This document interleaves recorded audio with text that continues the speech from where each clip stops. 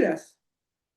Así que le damos la bienvenida a todos los amigos, colegas, y vamos a comenzar con esta nueva charla del ciclo de charlas. Y en esta oportunidad lo vamos a hacer sobre la responsabilidad penal que tienen los representantes de las personas jurídicas. Así que les invitamos a apagar los micrófonos, así escuchamos bien a Marta. Marta, muchas gracias por estar nuevamente con nosotros y siempre con tu disponibilidad. Y más No, al cuando estás contrario. recién llegada. Al contrario, por eso estoy todavía un poco confundida con algunos temas. Ustedes me paran, me preguntan si hago mucho lío en la información que voy pasando, porque todavía la confusión me viene ganando. A la que agradezco soy yo por esta invitación. Bueno, yo creo que lo primero que nos tenemos que preguntar para abordar esta temática es a quiénes concretamente nos estamos refiriendo. Porque aparentemente estamos excluyendo a los socios, a los accionistas, que no intervienen en la gestión social, pero ¿a quiénes incluimos? ¿A cualquier dependiente que actúe en nombre de la persona jurídica o solo nos referimos a los directivos en sus respectivos ámbitos de competencia? No son las únicas preguntas que debemos hacerlo. La reforma de la ley otorgando responsabilidad penal a la persona jurídica ha modificado de alguna manera las respuestas a los interrogantes referidos a la responsabilidad de los directores.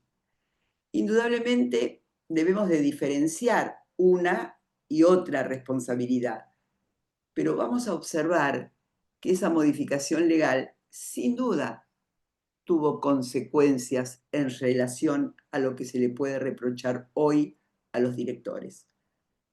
Antes de la reforma legal, en el fallo Telecom, referido a un tema comercial, no a un tema penal económico, los jueces intentaron marcar las diferencias que pueden resultarnos útiles en este momento para ver cuáles son.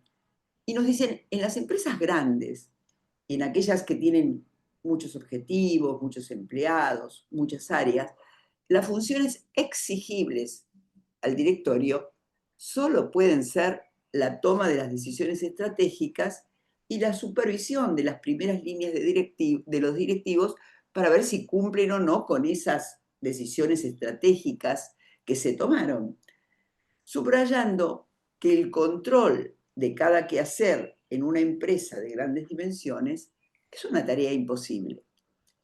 La reforma que extiende la responsabilidad penal a las personas jurídicas mismas nos obliga a sumar a estas dos cosas una nueva obligación del directorio, y es la correcta organización, ya que los defectos de organización pueden serle enrostrados a los directivos. Veremos que para hablar del tema encomendado les voy a repetir muchas veces algunos conceptos: organización, delegación de funciones, área de competencia, porque no hay una sola respuesta al interrogante que se nos ha dirigido. No es que ustedes me preguntan cuál es la responsabilidad penal y yo puedo contestar inmediatamente. No. Hay diferentes respuestas que tienen que ver con los diferentes tipos de empresa, diferentes tipos de directorio, diferentes competencias. En las empresas de dimensiones importantes, la delegación de funciones para la administración y para la gestión de los negocios se impone como imprescindible. En algunos casos, el control de aquellos a quienes delegamos las tareas se convierte en sumamente complejo. Pero para que una delegación sea considerada al momento de valorar las conductas, para que podamos decir, bueno, acá hubo delegación, lo que debe hacerse el delegante es elegir a la persona idónea, debe de brindarle los medios adecuados para realizar eficazmente la función, y esto sí le puede ser cuestionado al delegante. Para trasvasar la responsabilidad de los delegados a los miembros del directorio de nuevo, debe de existir una justificación claramente acreditada y comprobarse lo que genéricamente llamamos mal desempeño del directorio en su gestión empresarial. La regla, y aquí les voy a marcar una primera diferencia que tengo con una buena parte de la doctrina y la jurisprudencia es que es quién debe acreditar ese mal desempeño. Yo entiendo que quien lo debe acreditar es el que acusa. Sin embargo, buena parte de la jurisprudencia exige que sea el directivo el que acredite que no se desempeñó mal, que hizo lo que correspondía hacer. No existe ninguna regla legal que permita esta inversión de la prueba. Esta solamente está autorizada en algunos delitos que tienen como sujeto activo funcionarios públicos. Pese al relevante rol social que tienen los directivos de las empresas, sobre todo de algunas empresas que tienen objetivos importantes para la sociedad, los directivos son ciudadanos a los que deben de aplicarse las reglas de igualdad ante la ley, culpabilidad y principio de inocencia como a cualquier otro. Sin embargo, esta conclusión, que parece tan sencilla, requiere muchas más explicaciones, ya que no todas las organizaciones son iguales. Tampoco existe un solo tipo de director, y aunque tengan todos funciones fundamentales para el sostenimiento del objeto empresarial, debemos de distinguir las competencias para determinar si existe o no vinculación de su competencia con el ilícito perpetrado. Pero, ¿pueden ser imputados los directores por delitos cometidos dentro del ámbito de la empresa por aquellos a los que le delegaron la tarea? En caso que digamos que sí, ¿en qué condiciones?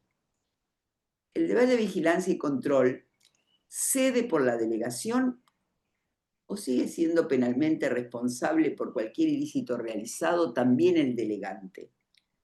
La omisión de control en la que pudiera haber incurrido puede traerle consecuencias tal como si esa omisión pueda ser considerada válida como parte del actuar típico. Estas omisiones pueden generarles consecuencias penales. Se trata de incumplimiento de sus obligaciones, pero puede considerarse equivalentes a una participación en el delito de los dependientes.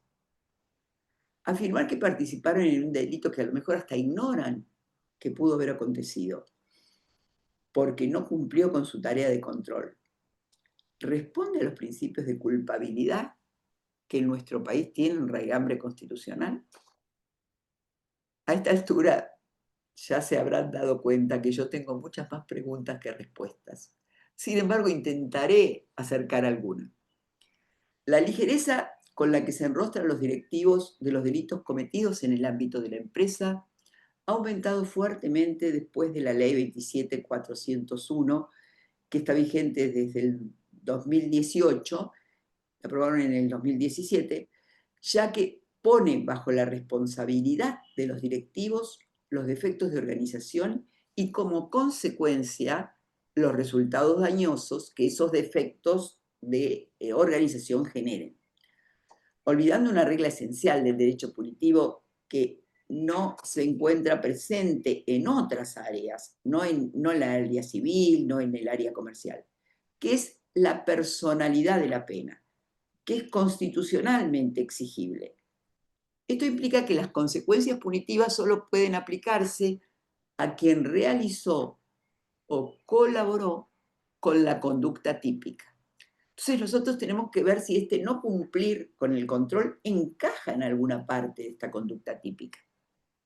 En nuestro país, acreditar la culpabilidad es un paso previo a la imposición de la pena, por lo que la jurisprudencia para fundar esa imposición pone a los directivos en posición de garantes. Es decir, como tienen que justificar por qué le vamos a aplicar una condena a una persona que no intervino propiamente en el hecho, lo ponen en la posición de garante, imponiéndole un deber de vigilancia que no solamente es tácito, porque no surge de una norma concreta, sino que además es omnicomprensivo. Los delitos económicos, es cierto, generan graves perjuicios a la convivencia social, daños a la institucionalidad e inclusive a la forma republicana de gobierno, y lo vemos con los casos de corrupción. Las formas empresariales muchas veces son utilizadas para cometer estos delitos. Por eso que no es que desconozco estas razones. Sin embargo, afirmo que la culpabilidad no puede presumirse. Debe acreditarse cuál fue el rol de la persona imputada, cuál fue la responsabilidad para saber qué reproche podemos hacerlo. En esa tensión entre los bienes sociales y los bienes individuales, estos últimos no pueden ser sencillamente ignorados. Y hago un entre paréntesis, para aclarar que siempre me estoy refiriendo a empresas con objetivos legales en cuyo seno se cometió algún delito. No me estoy refiriendo a empresas criminales. Esas empresas, o mejor dicho, los directivos de esas empresas, entre comillas, deben de ser imputados con las reglas absolutamente diferentes. Es decir, son imputados, tienen una herramienta para cometer delitos. Retomo. No haber ejercido el rol de control es suficiente para la imputación, veníamos diciendo. Ese control integra la figura típica. El principio de legalidad resulta cumplido cuando afirmamos esto. Hablo, por supuesto, de la falta de control más la falta de dolo del directivo, es decir, de una imputación que al estar por nuestras normas legales parece ser objetiva, es decir, no es el directivo que no controla para que se pueda cometer el delito, sino el directivo que no cumple bien su función de control, ignorando que se está cometiendo el delito. Pero el derecho penal económico, en pos de la lucha que tiene por su autonomía del derecho penal nuclear, ha incorporado principios del derecho mercantil, del derecho financiero, del derecho bancario, del derecho comercial, y en general todas estas incorporaciones fueron abriendo puertas para la flexibilización de muchos de los conceptos de la teoría del delito. Todas las respuestas negativas que parecían ser la consecuencia lógica de las reglas de la imputación de la teoría clásica del delito aparecen cuanto menos flexibilizadas cuando hablamos de estos hechos.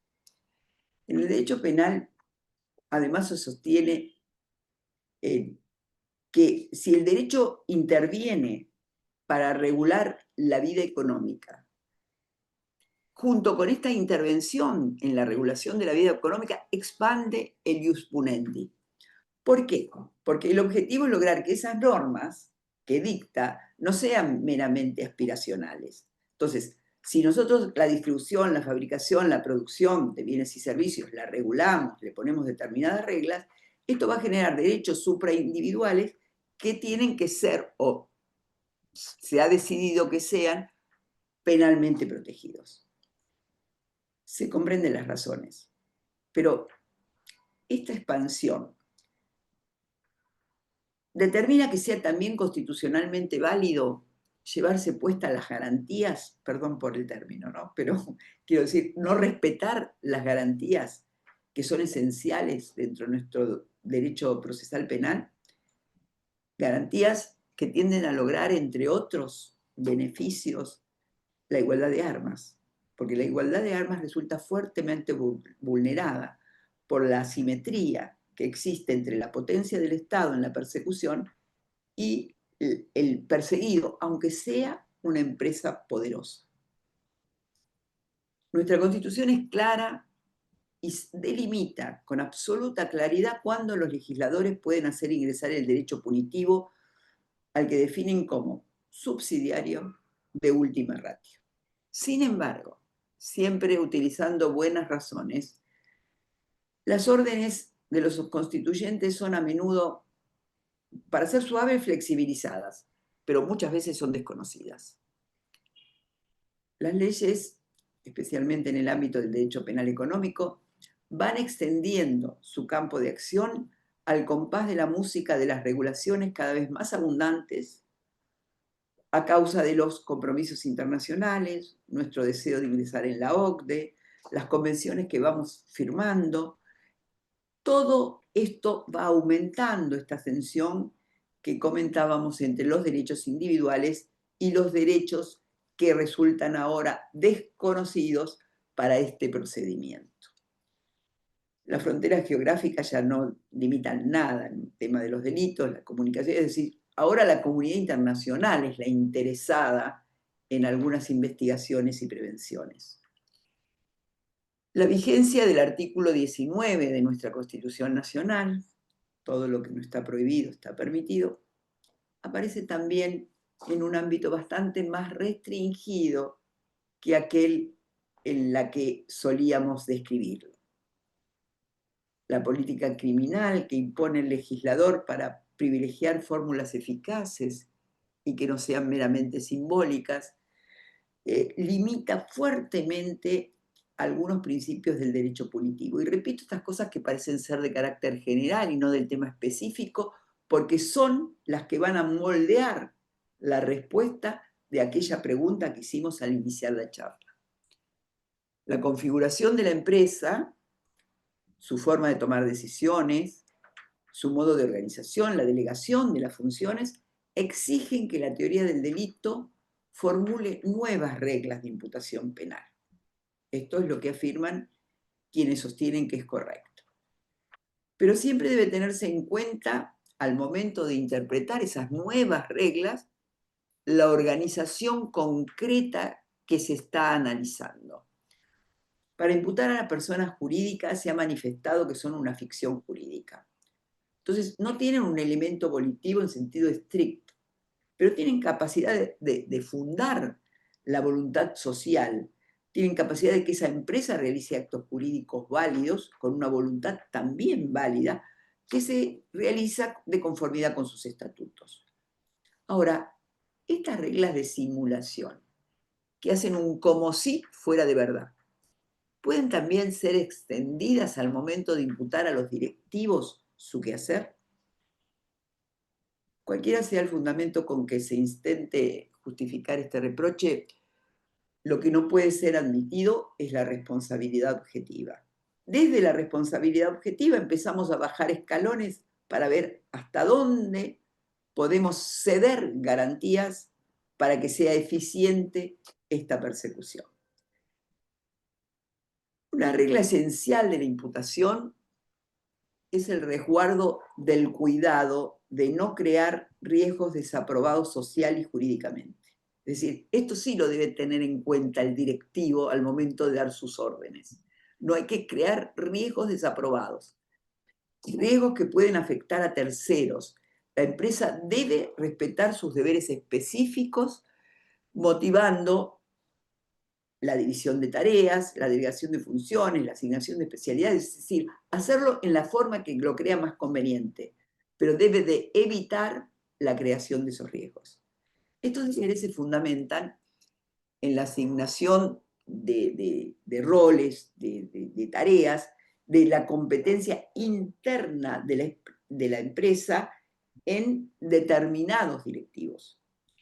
El principio regulador es que no todos deben responder por todo. Esta sería la primera regla de oro que no deberíamos olvidarnos cada vez que nos hagamos de esta pregunta. No todos deben de responder por todo. Esta división de tareas o funciones implica responsabilidades diferenciadas que no solo tienen relevancia en el área mercantil o en la administrativa, sino también producen efectos penales.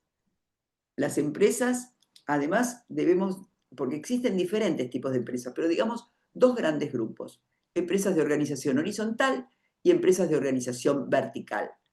En las horizontales, el modo de asignación de tareas, las decisiones, la competencia, la delegación, la ejecución diferenciada, todo esto se hace en una forma más simétrica. En cambio, en las empresas de organización vertical, las reglas son de tipo jerárquico, con tomas de decisiones desde las primeras líneas, y la división de funciones es más rígida. Siempre, para hablar de responsabilidad, debemos analizar a qué tipo de organización nos estamos refiriendo. La división de funciones debe ser analizada a partir de criterios vinculados con los peligros y los riesgos jurídicamente desaprobados que pueden surgir de esa estructura empresarial y el modo en el que serán asignadas las responsabilidades penales. Ningún empresario puede ampararse en su propio sistema de organización o de desorganización para reclamar impunidad. El órgano directivo es garante de que su propia organización no derive en lesiones a terceros. Pero nuevamente, insisto, esa responsabilidad que desde el punto de vista civil va a ser siempre indiscutible, desde la mirada punitiva, debe analizarse en relación a los conceptos de autoría y de participación. La división de funciones, la organización jerárquica, la división de tareas, verán que soy reiterativa, genera un ámbito de competencia con cierta autonomía que permite tener una dedicación a temas específicos. Con referencia a estas reglas, debe estudiarse en cada caso concreto si los directivos son los garantes de ese tipo de ilícito perpetrado. El delegante no queda nunca plenamente excluido de responsabilidad por el solo hecho de delegar. Conserva las obligaciones y deberes del superior jerárquico. La selección, la selección en persona idónea, como les decía antes, la vigilancia, la información, la provisión de medios que regulen el acto mismo de la delegación, hace que tengan siempre una obligación residual. Pero además, en las empresas, está la sindicatura y está el Consejo de Vigilancia. Estos órganos deben de responder por el incumplimiento de sus funciones. Estos órganos deben de ser el paragolpe que atenúe el reproche a los directivos. Es decir, estos son los que deben de dar el alerta cuando algo por debajo del directorio está funcionando mal. Si hubo ocultamiento de información por parte del delegante al delegado, entonces el delegado actuará sin dolo.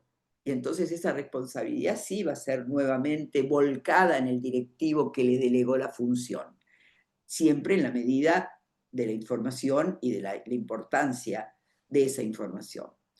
El delegante se obliga a entregar al delegado todos los medios necesarios para realizar su tarea.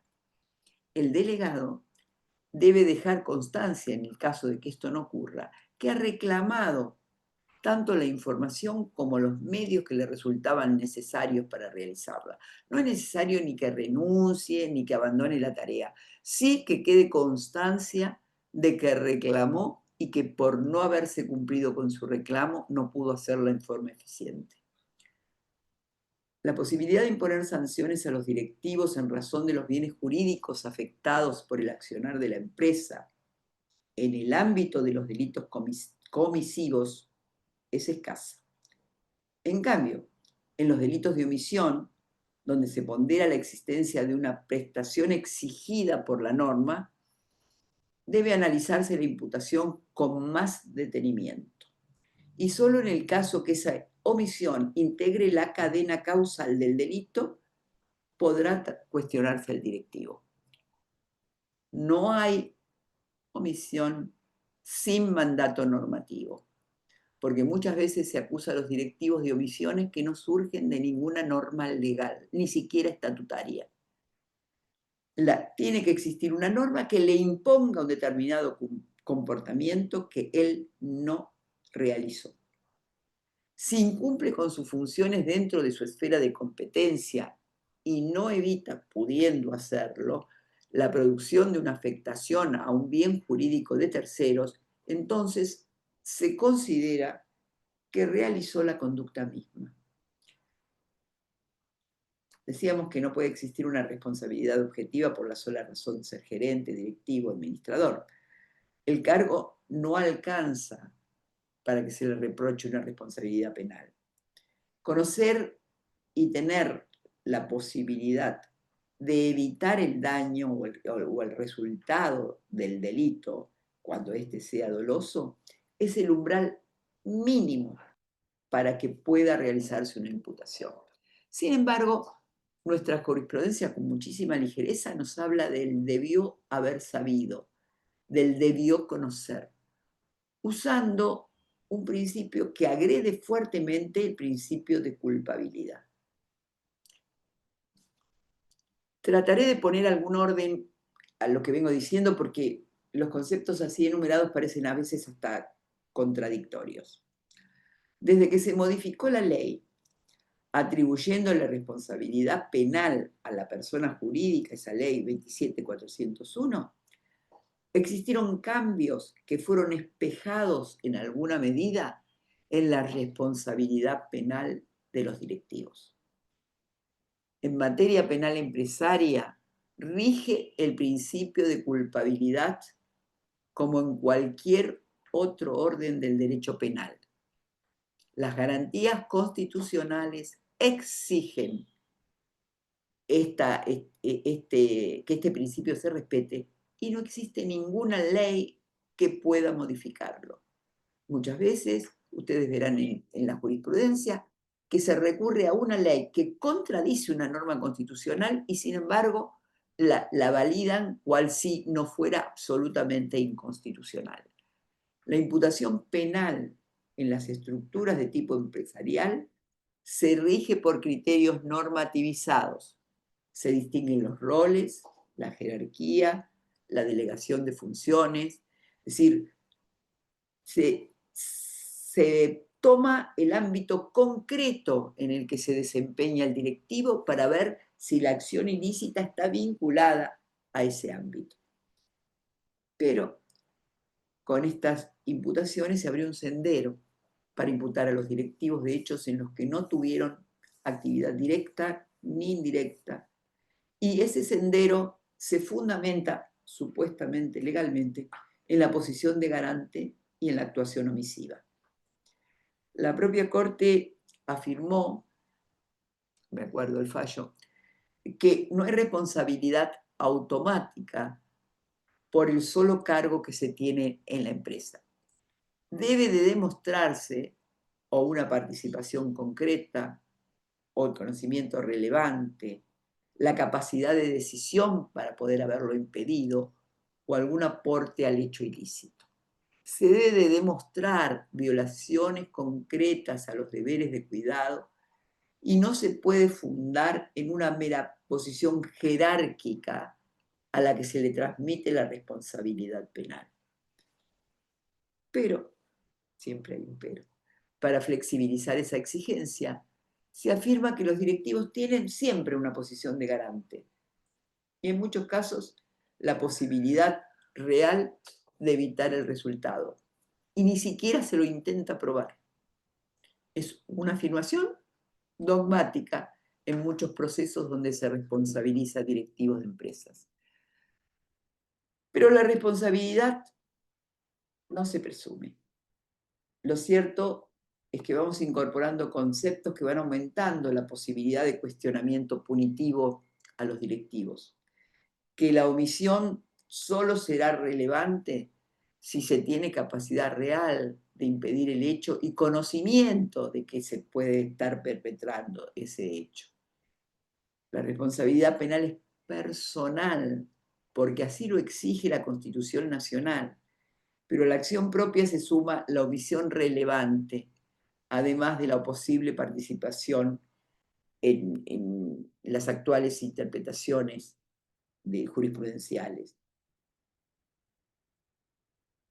Cualquiera sea la posición dogmática, lo que nunca se podrá afirmar válidamente es que existe responsabilidad por la sola razón de ser director.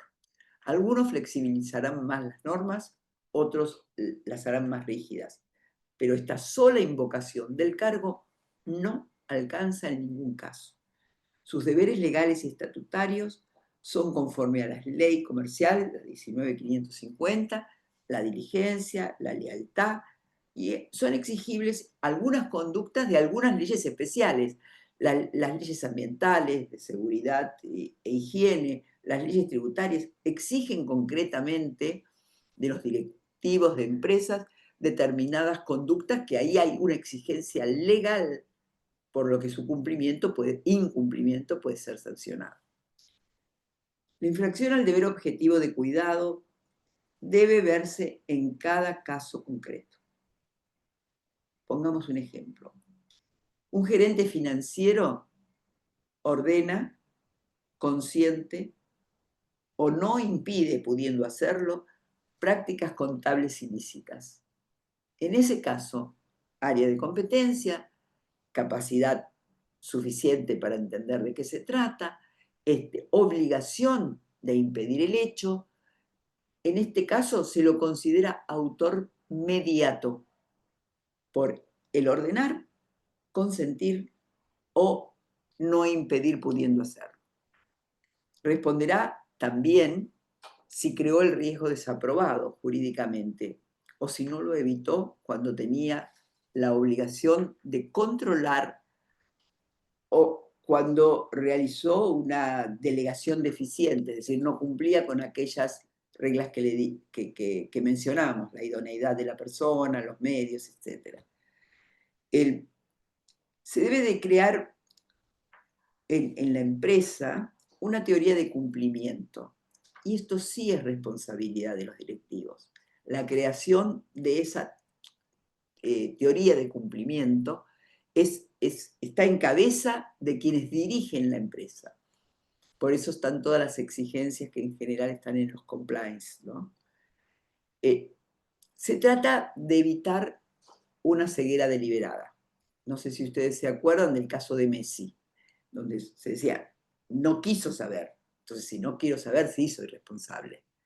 Porque si yo lo hago para evitar mi responsabilidad personal, no saber, existe una conducta reprochable que puede tener consecuencias penales. También se debe responder si se ignoran alertas, se ignoran reportes de la auditoría, si se ignoran manifestaciones de quienes deben de controlar y avisan al directorio y el directorio no escucha. En esos casos sí existe responsabilidad. Resumiendo, y para terminar y no seguirlos agobiando con tantas palabras, no existe responsabilidad por el solo actuar, por el solo ocupar un cargo, pero existen obligaciones cuyos incumplimientos implican posibilidad de una sanción penal.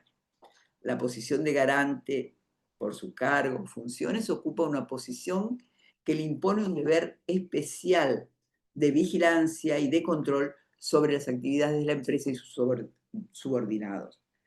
Debe supervisar modelos de organización y control. Vuelvo a mencionar ahora el compliance con programas idóneos para prevenir el delito. Ahora, esta idoneidad se funda en riesgos. Si no lo hace, incurre en una omisión que puede ser sancionada. Si tiene la posibilidad de evitar el peligro, con controles, con órdenes, debe conocer el riesgo y debe evitarlo. Importa valorar si la cultura corporativa facilita la comisión de delitos. Y en algunos casos puede haber hipótesis de autoría mediata y en muchos casos lo que se tiene en cuenta es la fungibilidad del ejecutor. Es decir, si el autor material del delito que se ha perpetrado podría haber sido cualquier empleado dentro de la estructura, cualquiera podría haberlo cometido, entonces el delito integra un sistema, el que lo ejecutó, el autor material, integra un sistema que propicia el delito. Y de ese sistema sí es responsable la dirección de la empresa. La tendencia global es hacia el endurecimiento de las responsabilidades de los altos cargos, por lo que se hace indispensable la implementación de programas de cumplimiento normativo serios y eficaces. La ley ya no mira solo al autor material, sino a la cadena de control y de mando, a la implementación de un modelo de prevención y cumplimiento robusto y eficaz. Es una herramienta esencial para evitar peligros penales. También debe determinarse la existencia de administradores de hecho, ¿no? Cuando hablamos de responsabilidad de directores nunca nos tenemos que olvidar, porque a veces los directores son hombres de paja, hombres que en realidad no dirigen la empresa. Como el derecho penal lo que debe de investigar es la verdad real, la verdad histórica y no la verdad documentada. Él tiene que ver si hay administradores de hecho que son los que de verdad dirigen los negocios por encima de los cargos formales, y esa verdad material es la que debe buscarse, y a ese sujeto, a ese administrador, aunque no tenga ningún cargo, es al que debe sancionarse. El administrador, de hecho, sin importar si tiene asignado un cargo en la dirección o si ni figura como dependiente de la empresa, debe responder por los hechos ilícitos que puedan serle adjudicados. La mera delegación, reitero, no alcanza para desligarse de la respuesta punitiva. El delegante conserva una competencia residual que es fuente de obligaciones con relevancia penal. Conserva deberes de vigilancia por el ilícito ocurrido siempre que se trate de su esfera de competencia y que se trate de una forma de realización del delito que pudo ser advertido y controlado por él. Quien debe responder por la creación de un riesgo desaprobado que tiene un nexo con el riesgo que la norma que ha sido violada pretendía evitar, es quien lo provocó. Si el que provocó el riesgo es el que responde penalmente. En el ámbito de los delitos económicos, tributario, aduanero, cambiario, medioambientales, el que les guste, uno advierte que poco a poco se va objetivando la responsabilidad penal de los directores de empresa y se van castigando conductas imprudentes como si fueran dolosas. Aunque el elemento subjetivo dolo estructure el tipo penal que se le pretende enrostrar al directivo y este no pueda ser acreditado, cualquier conducta imprudente del directivo lo puede llegar a ser responsable. El presidente de la empresa debía conocer si afirma y tomando el potencial como si fuera asertivo, le reprochan el quehacer delictivo. Jueces y fiscales entienden que quien preside un directorio tiene el deber de saber todo, sin importar las dimensiones de la empresa. La realidad normativa de nuestro país, que es bastante compleja, enmarañada, confusa, contradictoria, determina que resulte imposible siquiera el conocimiento de las leyes en muchas de las actividades que se realizan, ni hablar del tema impositivo. Esto está diseminado en distintas áreas. Una empresa grande necesita tener especialistas de los distintos temas en distintos lugares. Deberíamos, y esto depende de nosotros, de los profesionales, intentar frenar esa tendencia por la que la determinación del dolo en el derecho penal empresarial va perdiendo individualidad. Es grave lo que está sucediendo y muchas veces nosotros no reaccionamos en tiempo y modo oportuno. Se trata de un dolo, ya el dólar me tiene mal, parece, un dolo estándar que en lugar de probarse se presume o se atribuye. El elemento volitivo se diluye y se va reemplazando por un supuesto deber de conocer. Yo quiero recordar que no por muy conocida es menos importante, una regla que debería, cada vez que se va a aplicar una sanción penal, recordarse. Es preferible absolver a 100 culpables que condenar a un inocente. Y con la responsabilidad empresaria muchas veces se condenan inocentes. Bueno, quedo abierta a las preguntas que les parezcan oportunas.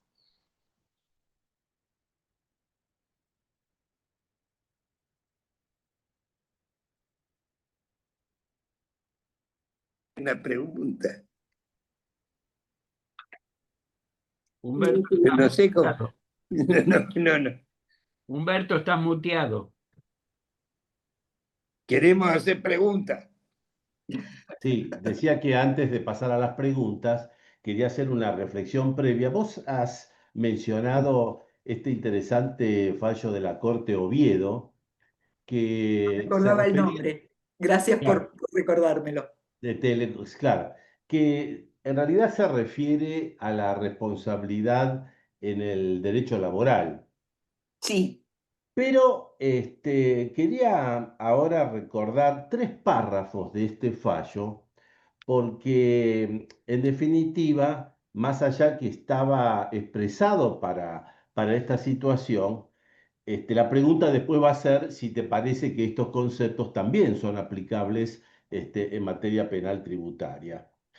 En uno de ellos dice la Corte, cuando se trata de empresas de gran envergadura, empresas que cuentan con gran cantidad de personal significativo, capital accionario, diversidad de funciones, descentralización administrativa y territorial, es indudable, dice la Corte, que los directores no pueden revisar personalmente todas las decisiones que se adoptan en la marcha ordinaria de los negocios.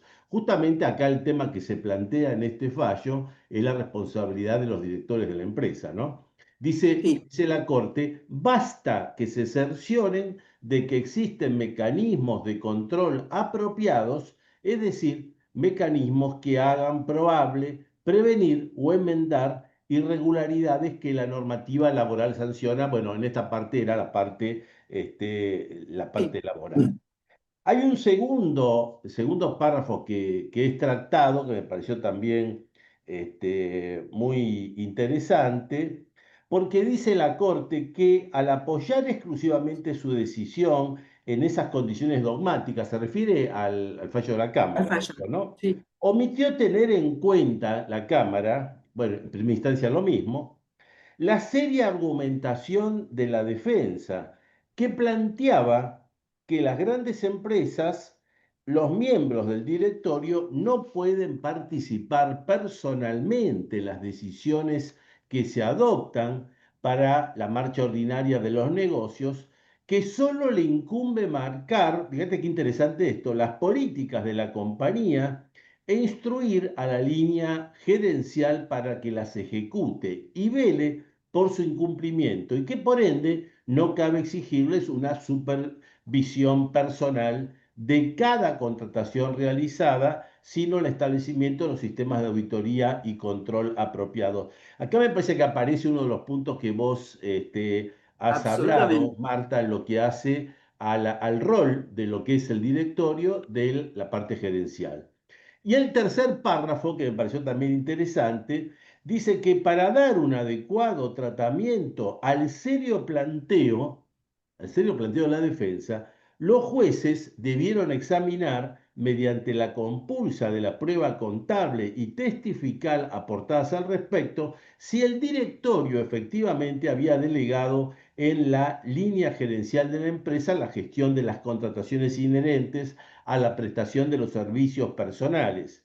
Y si en tal caso había establecido un sistema de control adecuado que hiciera probable prevenir o enmendar las irregularidades que la normativa sanciona. Me parece una descripción de la Corte muy atinada en lo que hace, por supuesto, a las grandes empresas. Insisto con esto, si bien este caso estaba referido al derecho laboral, la pregunta es si te parece que por esta forma de presentarlo también esto sería aplicable en materia penal tributaria. Al comienzo, yo mencioné el fallo Telecom, que es de índole comercial, en donde ya estos conceptos, en forma más simple, más sencilla, estaban absolutamente esbozados. Es decir, cuál es el rol del directorio en unas empresas de grandes dimensiones. Y es el que acabas de describir perfectamente vos. Y fíjate si esto ocurre en sede laboral o en sede comercial, donde las garantías son menores que en sede Exacto, penal, en donde no exacto. hay personalidad de la sanción o del reproche, donde no hay una cantidad de resguardos que nuestros constituyentes tomaron para que el Estado pueda ejercer el ius ponendi, cuánto más tiene que suceder en derecho penal. Esto que vos dijiste hay que multiplicarlo, no Exacto, rebajarlo. tal cual. Absolutamente, absolutamente de acuerdo. Tal Sí, cual. Bueno, Marta, quizás para terminar mi parte, quería en este tema hacer una bajada a dos temas que se plantean normalmente y quizás ahí tenemos una bajada un poquito más concreta de este tema.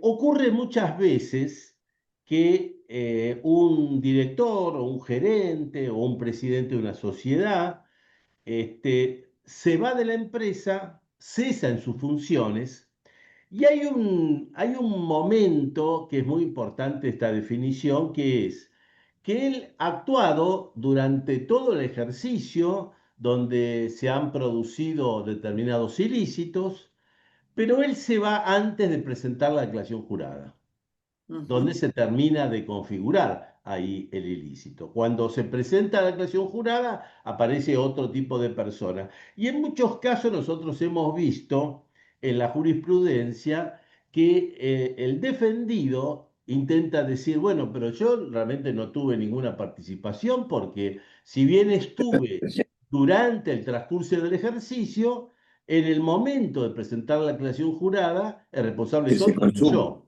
Entonces, este es el primer punto que te quería. ¿Cuál es tu posición al respecto? Bueno, yo entiendo que este podría hasta ser un caso de coautoría.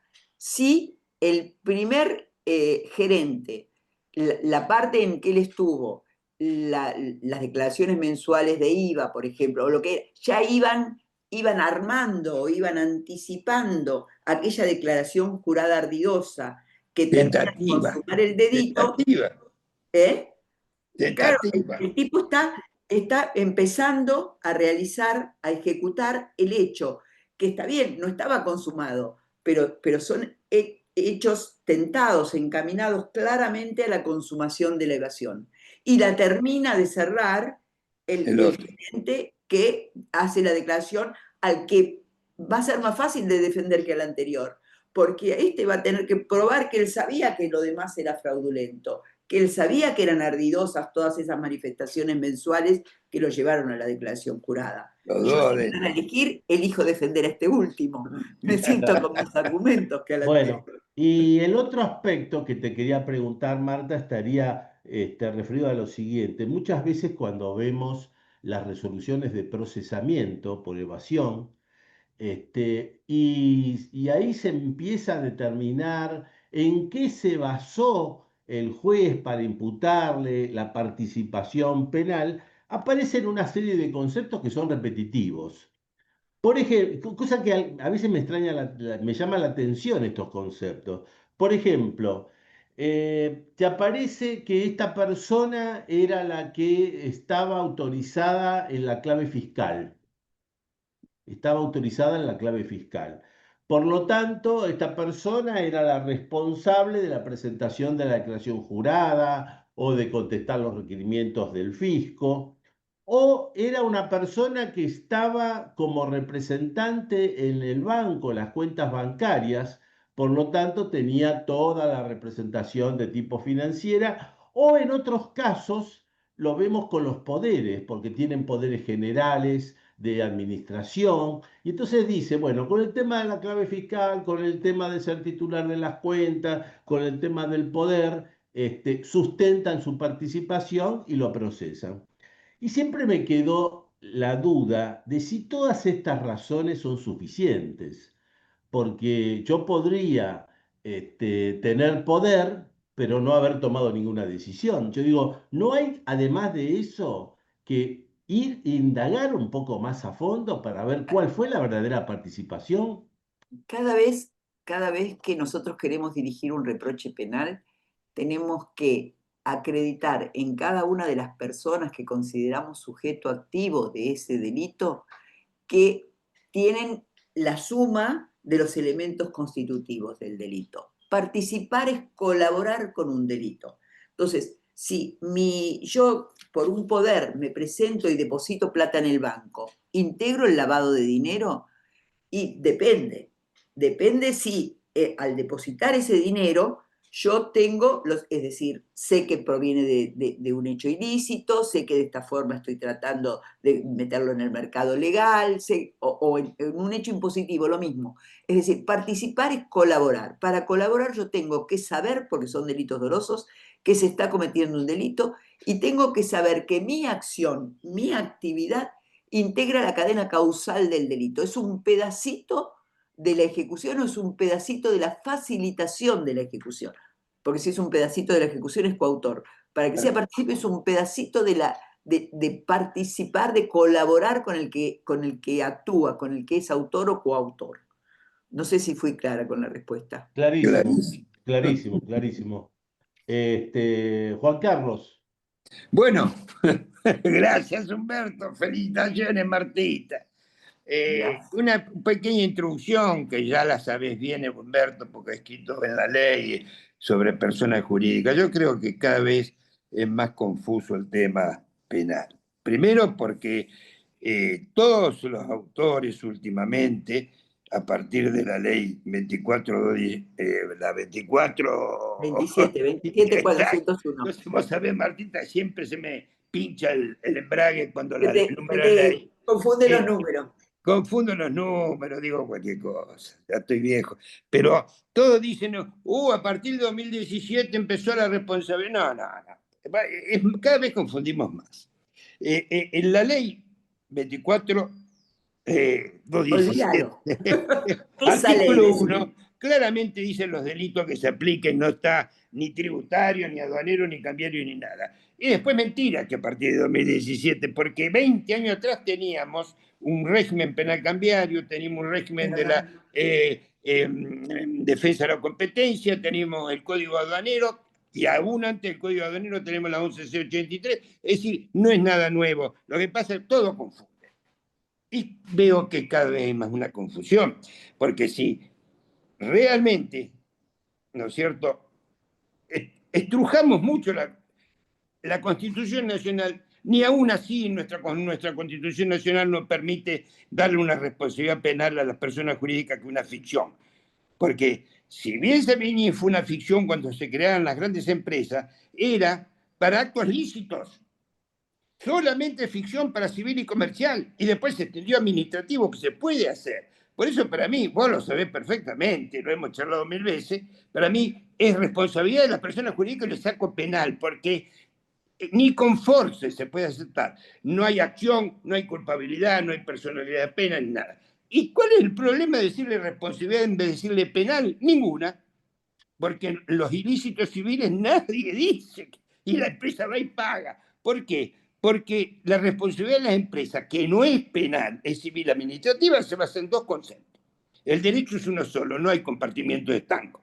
Se rige en el principio del dominio del hecho y en la creación de riesgo.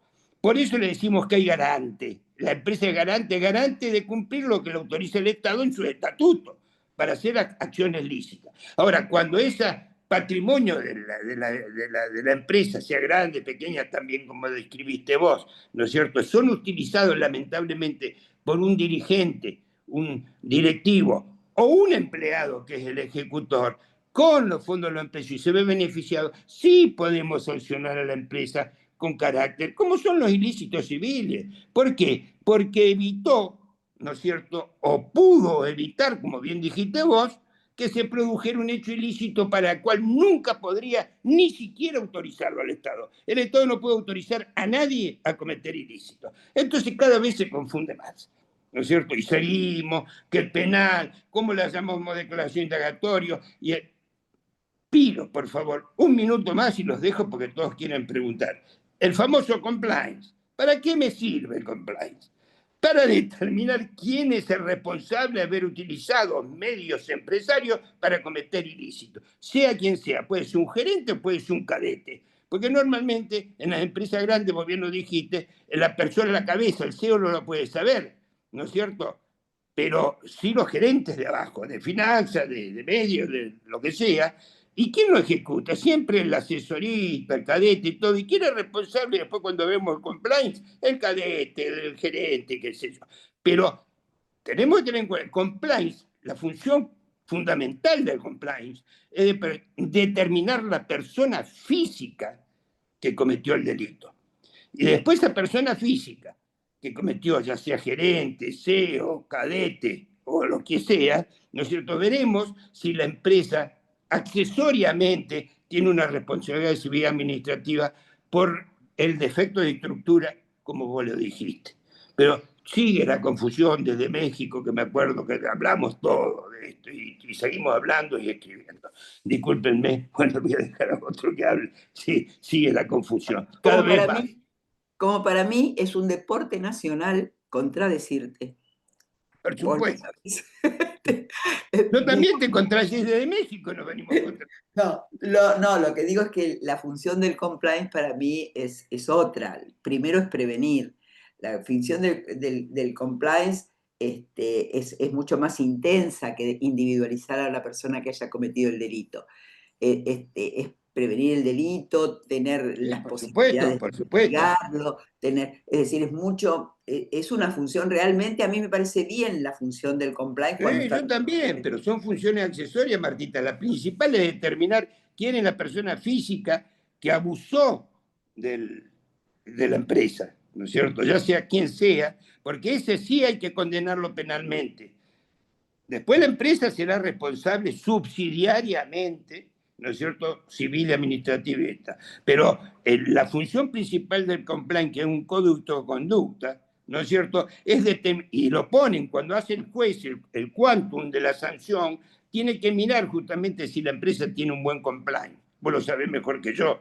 Y Humberto y Graciela, todos los que están escuchando ya saben lo que es el compliance. No lo voy a explicar ahora. Pero realmente, si no separamos funcionario, acción pública, penal, ¿no es cierto? Y sanción administrativa a la empresa, ¿no es cierto? ¿Por qué? Porque tiene el dominio de derecho para evitar que se utilice su patrimonio para cometer ilícitos y además porque cuando la autorizan crea un nuevo riesgo. Entonces en esos dos fundamentos se basa la responsabilidad de las personas jurídicas, que no es penal. Es una vergüenza. Copiamos cosas ajenas que no nos sirven para nuestra Constitución Nacional. Bueno, nos seguimos peleando, Marta, no importa.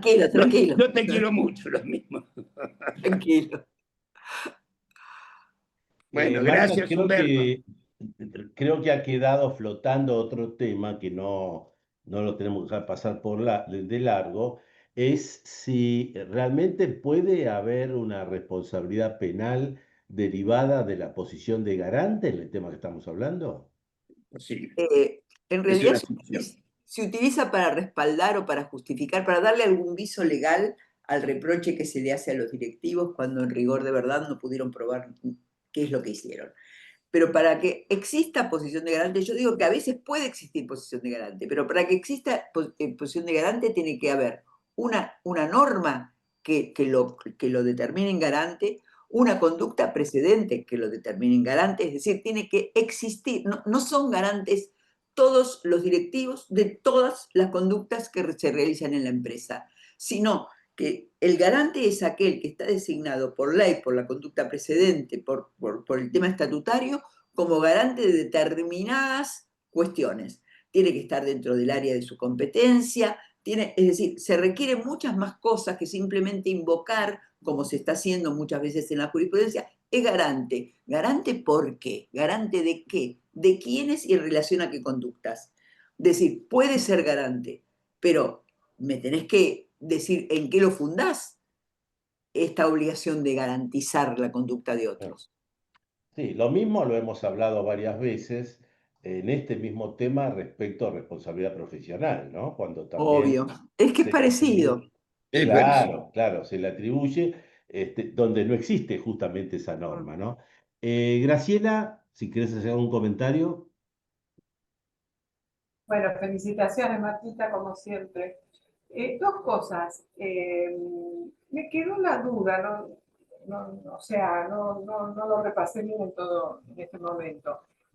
Cuando vos pusiste el ejemplo de una sociedad en el cual aquel que ordena o que impide una actuación, no me acuerdo muy bien el ejemplo, ¿me seguís, Marta? Sí. Me quedó la duda si es autor mediato aquel que pudiendo evitar el hecho no lo evitó. ¿Es autor mediato o tenemos que estudiar si tenía la posibilidad de evitarlo realmente? Porque si no tenía la posibilidad de evitarlo, no es autor mediato. No.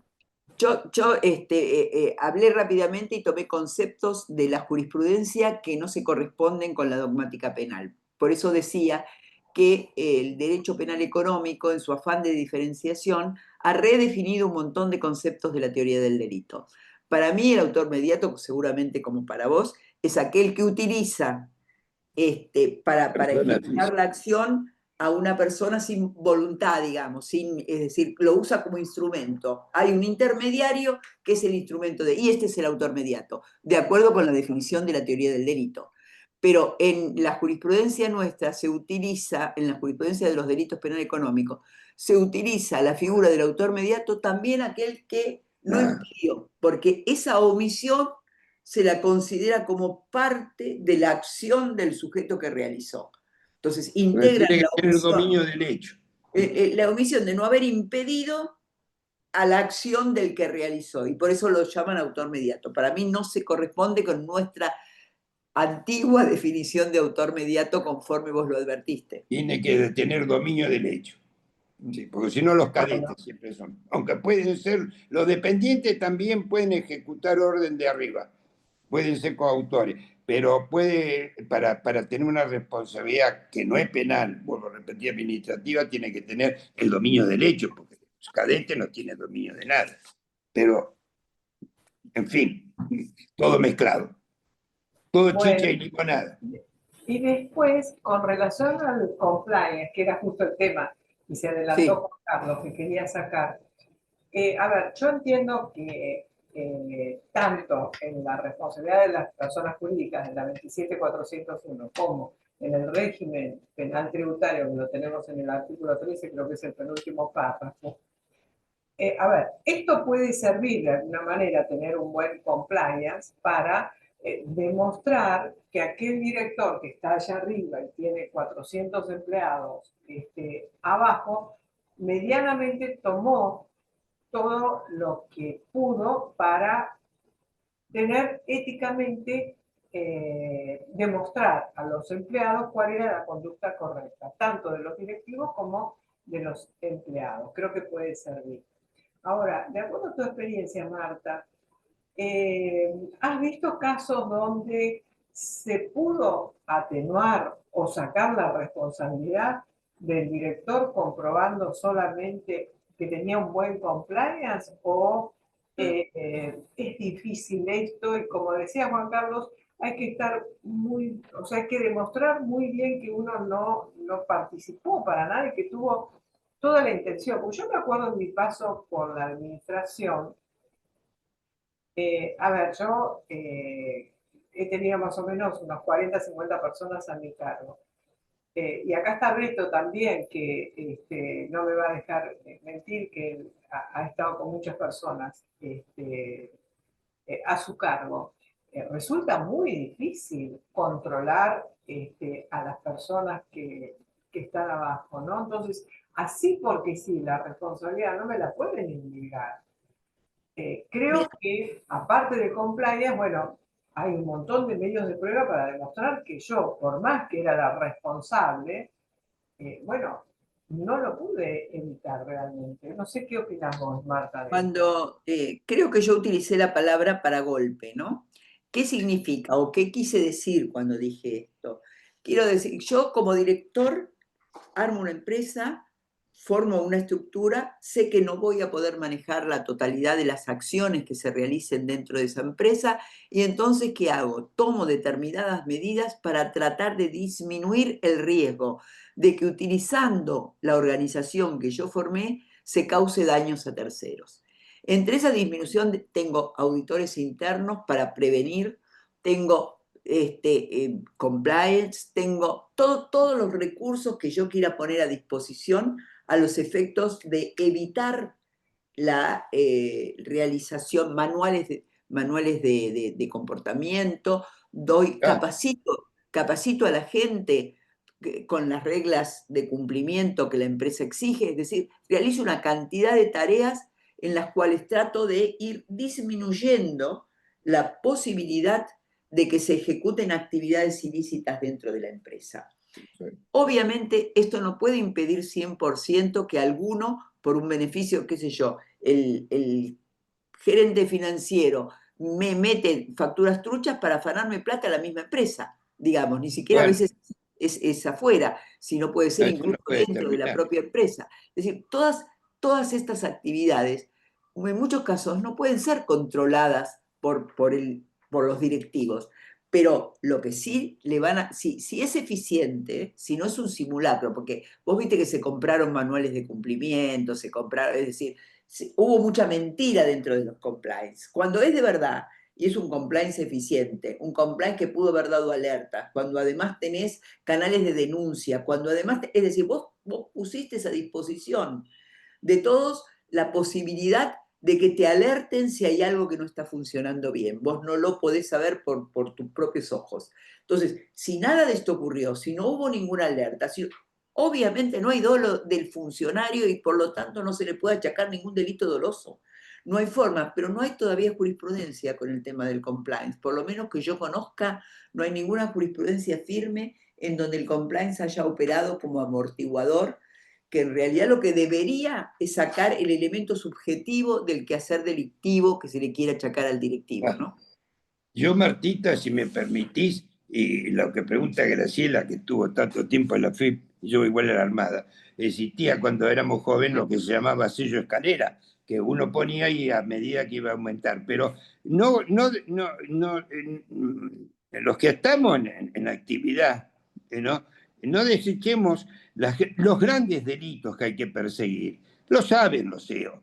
Una planificación fiscal, un precio de transferencia, no pueden decir que no saben. O por lo menos si el CEO no lo sabe, lo tendría que saber. Pero sí lo sabe el gerente de planificación o el gerente de finanzas. Así que siempre es responsable el de abajo.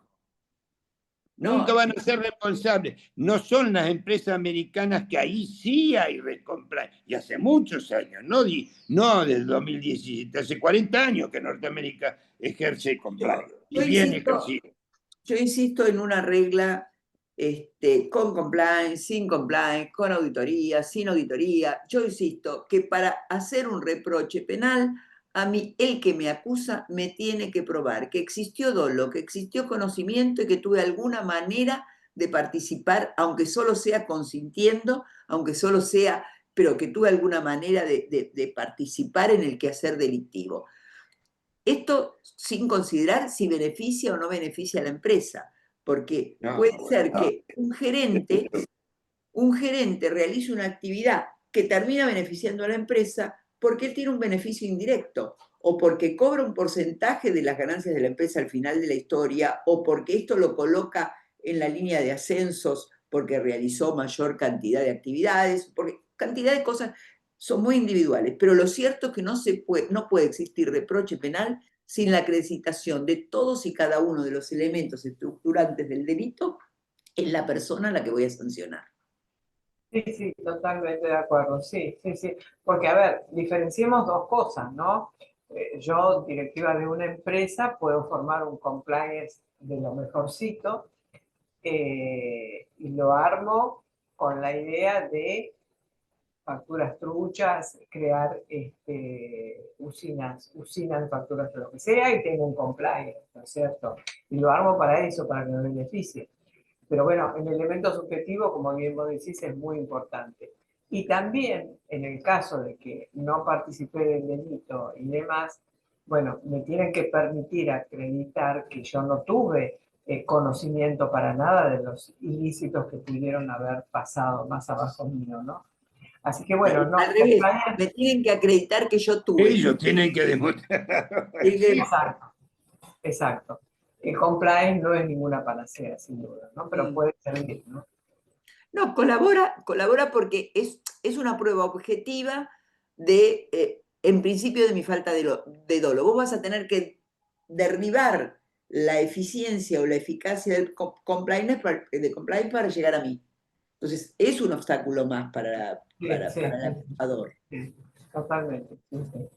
Ahora, Marta, respecto de esto, vos bien decías que no había todavía jurisprudencia sobre este aspecto.